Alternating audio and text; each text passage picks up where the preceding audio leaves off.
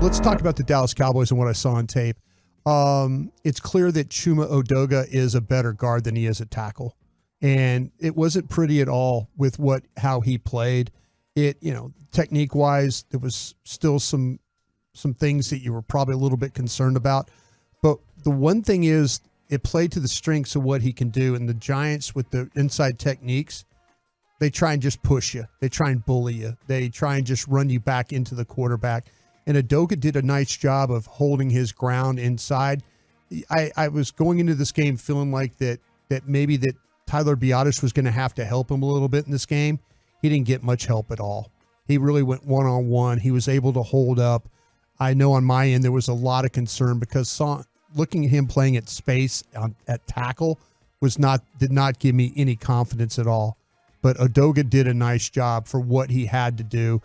He didn't do anything. He wasn't a liability in this game, and I worried about him being a liability. And he was able to hold up in the running game, better in the passing game, actually, with how he was able to get his hands inside, sit down on his man. But it really did play to his strengths, where they just tried to bull rush him, where he doesn't have to do a lot of movement.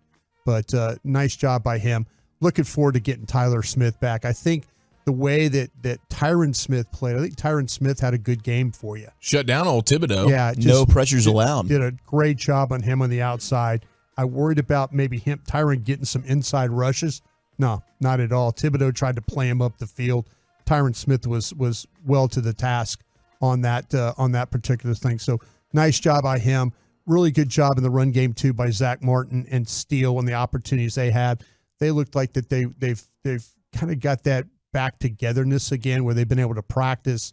And we talked with Zach the other day about it and how he knows that Steele's going to be in the right place and he's going to do it down in and down out. That consistency, you could see that in some of the running plays that they were able to get behind him. The Pollard scores on 2 plays to the right. Right. His biggest run of the night was to that right side. Right. Now they get the Turpin toss to the left side, and Tyron Smith gets out there, and that was beautiful. Him in space is that was fantastic. Violent. But especially with Tyler Smith out, they're trying to hit that right side anytime they feel like they need a big run or something like that. They know. I think that even Chris Collinsworth said that last night, that they know when Mike McCarthy needs to get yards where he needs to go, and he's going to go behind that right side, and that's a smart thing.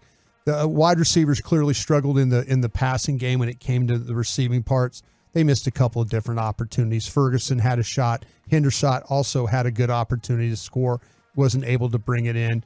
I felt like that could have maybe helped Hendershot a little bit more with where the pass was thrown, but still, he got both hands on the ball. He's got to come down with that catch right there. But I mentioned the 25-yard run.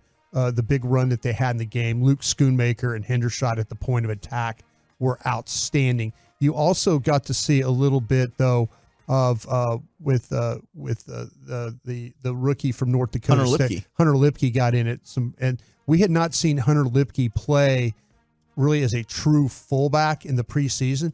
He wasn't terrible as a run blocker. It was the second Pollard touchdown run, right? Yeah, he was able to. There was a couple times you worry about guys like that going in there and not being square, and they get turned sideways. McEwen had a little bit of that problem when he was the fullback, and he would go in sideways, almost half man.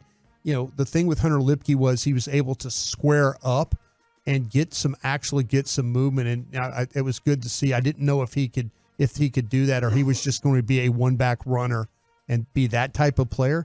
But at least his first time out of the blocks, used him as a fullback and used him as an inline player as well, as kind of an extra tight end. So good job by him. On the defensive side of the ball, what I want to focus on here is, to me, as great as Micah Parsons was in that game as far as causing pressure, Osa Odighizuwa was just as dominant. And I say that with all seriousness. Micah's Micah, but Osa, we've talked about Osa as being a guy that could take that next step, could be that, make that jump. I felt like that Osa, and I know, Zach, you and I talked about on the post game last night, that maybe Osa in the past wasn't conditioned to play a 17-game schedule. He had kind of a college body to him where he's playing the 12 games and then getting going to a bowl game some 3-4 weeks later, playing only 13 games. He looks like a guy that's ready to play 17 games. And the way that he was playing on the Giants' side of the line of scrimmage the entire night, he was on these guards before they even had a chance to react. It's the 3 years, the body transformation. You're spot on, and you could see the explosiveness. To your point, the way he was just able to split the guards and get upfield. Yeah, I watched Mozzie Smith quite a bit in this game to kind of get an idea of how Mozzie played. Mozzie had some of the similar problems that he had in preseason football. When Mozzie Smith plays too tall, when you watch everybody come off the ball and he's a tick late behind everybody, it's just, him being right there on the ball, he's got to anticipate snap count. He's got to be able to look at the ball and get off the ball like everybody else. But there were several times in this game where Mozzie Smith was playing way too tall. He lets guys get in on his body, but then he'll have it come back in the next play, the 2 plays later, where all of a sudden he's taking the rookie center, John Michael Schmitz, and he's throwing him aside and he's getting in on a play. Had credited for 2 tackles in the game, but probably could have been even more of a factor in this game and the opportunities he got if he continues to play with the power. The only thing that's his problem is the get off on the ball. He's just a little late, and that allows these linemen to get into him. If he could somehow, some way get to where it's coming off the ball with everybody else, getting across the line of scrimmage, establishing the line of scrimmage a little bit better, he's going to have a shot. But he plays tall, he gets caught in blocks, and then they kind of wall him around or move him around a little bit. But it wasn't as bad as what we saw in the preseason with him completely getting washed out of plays. Mm-hmm. He just needs to play with a little bit more quickness and a little bit more off the ball. I mean, off the ball, like the get off the ball. Is that just because he's thinking too much? Is that what that is? I don't quite get. There was a time where I thought it was his Michigan technique as opposed to the new technique, but I think it's just seeing the ball. I think it's honestly just seeing, because you could see everybody else when you watch the All-22, especially on the sideline, they come off, and then you watch the end zone, and everybody's coming off the ball, and he's still late. He's late off the ball, and that allows the blockers to get in on him that way. So, that's something he's going to clearly have to work on.